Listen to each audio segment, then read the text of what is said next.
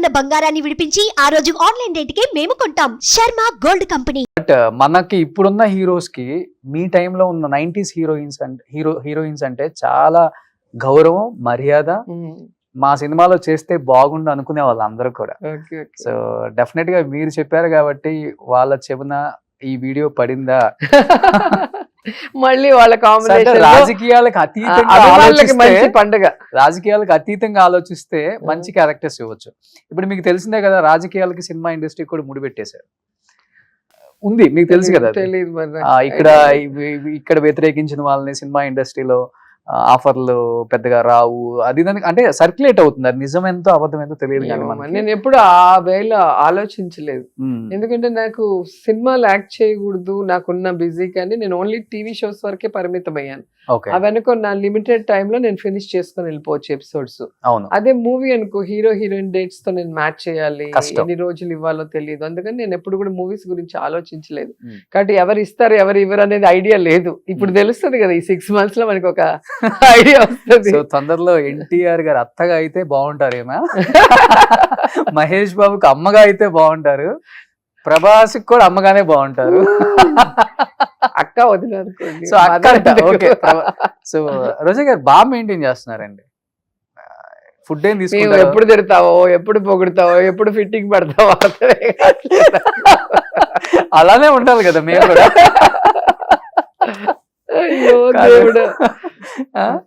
మరి జర్నలిస్ట్ అంటే అలానే ఉండాలి కదండి. బాగా వంట పట్టాయి జర్నలిస్ట్ లక్షణాలు, బాగా వంట పట్టాయి. సో ఎందుకంటే చెప్తుంటారు కదా, సినిమా వాళ్ళకన్నా రాజకీయ నాయకులు ఎక్కువ యాక్ట్ చేస్తారు అని చెప్పి చాలా చెప్పారు. నాకు పాలిటిక్స్ వెళ్ళాక తెలిసింది.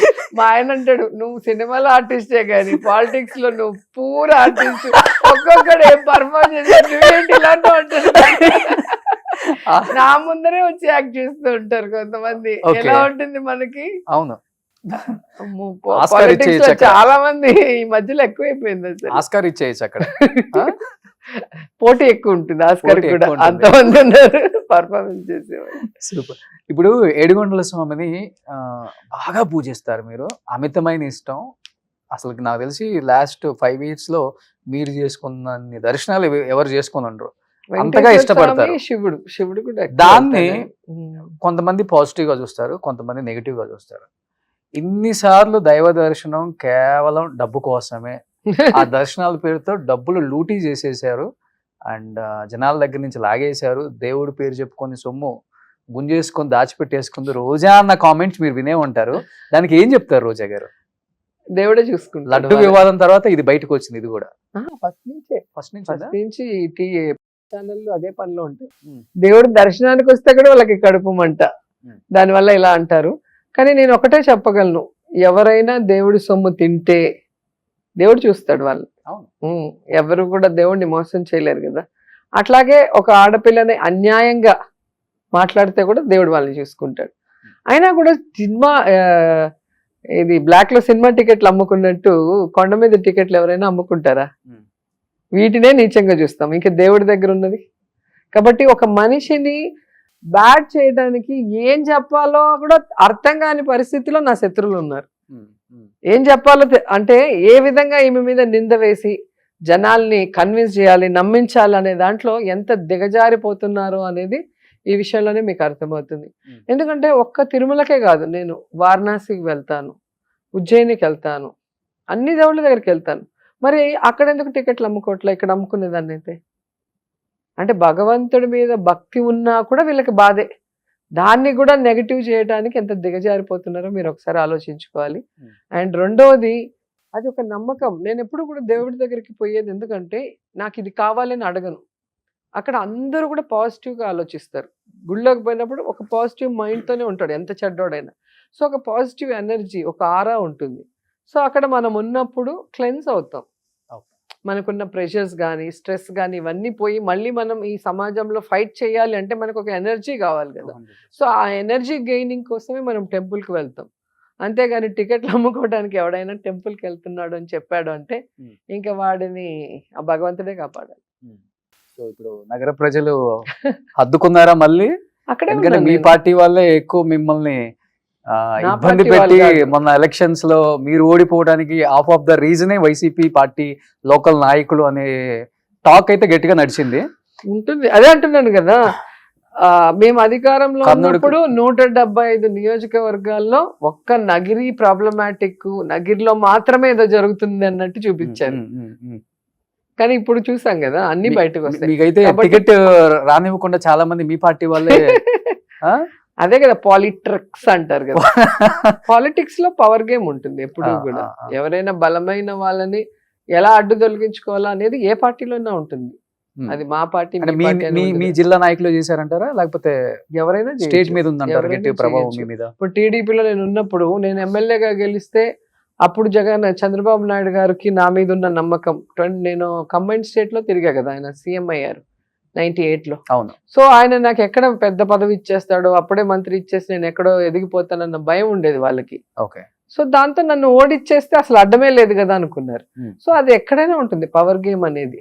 ఓకే. ఎప్పుడు కూడా జూనియర్స్ దాటిపోవాలి అంటే కొంచెం కష్టం ఉంటుంది. ఇప్పుడు నేను కూడా సీనియర్ అయిపోయా కాబట్టి ఆ ఈసారి ప్రాబ్లం గెలిస్తే చిత్తూరు జిల్లాకి మీరే బలమైన నాయకురాలు అవుతారా? అట్లెందుకు, చాలా మంది ఉన్నారు సీనియర్ నాయకులు. ఎవరున్నారు? పెద్దిరెడ్డి గారు ఒక్కలే కదా? పెద్దిరెడ్డి గారు ఉన్నారు, నారాయణ స్వామి గారు ఉన్నారు, కరుణాకర్ రెడ్డి గారు ఉన్నారు. Hmm. వీళ్ళందరినీ దాటి జగన్ దాకా వెళ్ళి ఏదైనా సమస్యని చెప్పే అంత చనువు రోజాకు ఉంది. కొంత అనగదొక్కాలనే ప్రయత్నం జరగలేదా మొన్న ఎలక్షన్స్ లో? నిజంగా చెప్పండి. మీరేంటండి, ఆ? ఏ పార్టీలో అయినా కూడా, నేననే కాదు ఎవరైనా కూడా పవర్ గేమ్ లో వచ్చి నేనే టాప్ లో ఉండాలి, నేనే సీఎం కి దగ్గరగా ఉండాలి అనేది ఎప్పుడు జరుగుతుంటుంది. అది ఒక రన్నింగ్ రేస్. పులి మీద సవారీ అంటారు కదా, దిగితే మనం తినేస్తుంది. మనం సవారీ చేస్తూనే పరిగెత్తుండాలి. వితౌట్ అపాయింట్మెంట్ వెళ్ళే అంత చనువు ఉంది సీఎం గారి దగ్గరికి, రోజా గారికి చంద్రబాబు అనేది. నాయుడు దగ్గర అయినా వితౌట్ అపాయింట్మెంటే వెళ్ళాను నేను ఉన్నంత వరకు కూడా. ఓకే. ఎందుకంటే నేను ఎప్పుడు ఏ అబ్లిగేషన్ పెట్టుకోను, నా పర్సనల్ అబ్లిగేషన్. నేను ఈ పార్టీలో ఉన్నా కూడా నా కాన్స్టిట్యూన్సీ, అప్పుడంటే కాన్స్టిట్యూన్సీ లేదు నాకు. ఇక్కడ ఉన్నప్పుడు 2 సార్లు ఎమ్మెల్యే గెలిచినప్పుడు నా కాన్స్టిట్యూన్సీ డెవలప్మెంట్ మీద అడుగుతాను తప్ప నాకు అది కావాలి ఇది కావాలని ఏ రోజు అడిగింది లేదు. కాబట్టి ధైర్యంగా నాకు అపాయింట్మెంట్ ఎవరైనా ఇస్తారు. సూపర్. ఇప్పుడు స్టాలిన్ గారి దగ్గరికి వెళ్ళినా కూడా అపాయింట్మెంట్ అంటే నిమిషాల్లో ఇచ్చేస్తారు. కేసీఆర్ గారినైనా అలాగే కలుస్తాను. ఎందుకంటే ఎప్పుడు కూడా పర్సనల్ ఆబ్లిగేషన్స్ పెట్టుకొని వాళ్ళని నసబెడితే ఎవరు ఇవ్వరు. Friends కూడా ఇవ్వరు. చేయండి, ఈ పైరు చేయండి అనే వాళ్ళు దూరంగా నాకు వర్క్లు ఇవ్వండి, నాకు మైండ్లు ఇవ్వండి, నాకు అది ఇవ్వండి, ఇది ఇవ్వండి అంటే ఎవడైనా కూడా ఏం అబ్బా సంపాదించుకోలేదా అనుకుంటారు. మినిస్ట్రీ ఉన్నప్పుడు? మరి లేదండి, అస్సలకి నా జీతం నాకు వచ్చింది. జీతంతోనే జీతము పవర్ ఎంజాయ్ గడిచిపోతుందా? చేశా, పవర్ చాలా బాగా ఎంజాయ్ చేశాను నేనైతే. ఓయ్ ఓయ్ ఆ. ఓయ్ ఓయ్. అది సినిమాల్లో చూడటమే కదా, రియల్ గా చూసినప్పుడు అదొక థ్రిల్ గా అనిపించింది నాకు. చిన్న చిన్న సరదాలు నా లైఫ్ లో, నా అన్ని కూడా చిన్న చిన్న సరదాలు, చిన్న చిన్న ఆశలే ఉన్నాయి. ఆ సరదా కోసమైనా నేను సూసైడ్ చేసుకొని చనిపోతాను, మినిస్ట్రీ ఇవ్వకపోతాను బ్లాక్ మెయిల్ నేనా? చేసింది జగన్ గారిని. అసలు లిస్ట్ లో లేని పేరు ఇంకొక 5 నిమిషాల్లో అనౌన్స్ చేసే ముందు ఎమోషనల్ బ్లాక్ మెయిల్ తో ఆర్కే రోజా అని ఏదో ఒక శాఖ ఇచ్చేయండి రా బాబు, ఎందుకు ఇవ్వాలా? ఎప్పుడూ లేదు. ఆ? నేను ఏ రోజు కూడా ఇంత ఇబ్బంది పెట్టే పని నాయకుడిని ఏ రోజు చేయలే. అక్కడైనా ఇక్కడైనా ముందు మీరు చేసుకొని చెప్పండి రోజా గారి ఒక్కదానికి ఆన్సర్. అలా ఫస్ట్ టైం ఇవ్వనప్పుడే వెళ్ళిపోయి నేను ఉండాలి. చనిపోతానన్నా మినిస్ట్రీ ఇవ్వకపోతే ఫస్ట్ టైం ఇవ్వనప్పుడే వెళ్ళిపోయి ఉండాలి. సెకండ్ టైం వరకు ఎందుకు వెయిట్ చేస్తారు? అదే అవకాశం వస్తుంది అలాంటి వెయిట్ character. చేస్తున్నాం కదా. అట్లా ఎవరు చేయరు, ఉమ్. అట్లా ఎవరు చేయరు. ఇప్పుడే మీరు చూస్తుంటారు కదా, ఉమ్. ఈ రోజులో చేయలేదంటే రేపు వెళ్ళిపోతారు. ఓకే. అన్ని రోజులు ఎవరు వెయిట్ చేయరు కదా, 3 years వెయిట్ చేస్తారు ఎవరన్నా. సో మీరు అనుకుంది అయితే సాధించారు ఇంకా రాజకీయాలలో. నేను మినిస్టర్ అవ్వాలని ఎప్పుడు అనుకోలేదు. నేను ఎమ్మెల్యే అవ్వాలి, పవర్ అంటే గవర్నమెంట్ వచ్చినప్పుడు ఎమ్మెల్యేగా ఉంటే ఎక్కువ మందికి నేను సర్వీస్ చేసే అవకాశం ఉంటుంది, ఎక్కువ మందికి హెల్ప్. అసలు మా కాన్సెన్సే కాదు, స్టేట్ లో ఎక్కడ ఎవరికి ఏ చిన్న హెల్ప్ కావాలన్నా కూడా జగన్ సార్కి చెప్పి చేయించుకునే స్థాయికి నేను వచ్చానంటే నాకు చాలా హ్యాపీగా ఉంది. ఇన్ని ఫ్యామిలీస్ ఈరోజు నేను బాగుండాలని కోరుకుంటున్నారు కదా. నేను ఈరోజు ఇంత హ్యాపీగా ఉన్నాను. సక్సెస్ ఫెయిల్యూర్ డిఫరెంట్, సినిమాల్లో ఉంటుంది, పాలిటిక్స్లో ఉంటుంది. కానీ మనిషి మనశ్శాంతిగా ప్రశాంతంగా తనకు నచ్చిన వాళ్ళతో, తన కుటుంబ సభ్యులతో, తనను అభిమానించే వాళ్ళతో, వెల్ విషర్స్తో హ్యాపీగా ఉండటం అందరి వల్ల కాదు, కోట్లున్నా కూడా ఉండదు. అది ఉండటం చాలా ముఖ్యం. అది బ్లెస్సింగ్స్తోనే వస్తుంది. ఎంతో మంది వాళ్ళు నాకు పరిచయం లేని వాళ్ళు కూడా ఇప్పుడు నీకు హెల్ప్ చేస్తుంటే నువ్వు ఒక్కడే నాకు బ్లెస్ చేయొచ్చు, కానీ నువ్వు ఎంతమందికి చెప్పుకుంటావు నా గురించి? అమ్మ నాకు ఇట్లా చేసింది, అమ్మ వెళ్ళగానే నన్ను ఇలాగా చూసుకుంది అన్నప్పుడు వాళ్ళందరూ కూడా నీతో పాటు నాకు బ్లెస్సింగ్స్ ఇస్తారు. ఆమె బాగుండాలి, ఆమె బాగుంటే 10 మందికి మంచి జరుగుతుంది.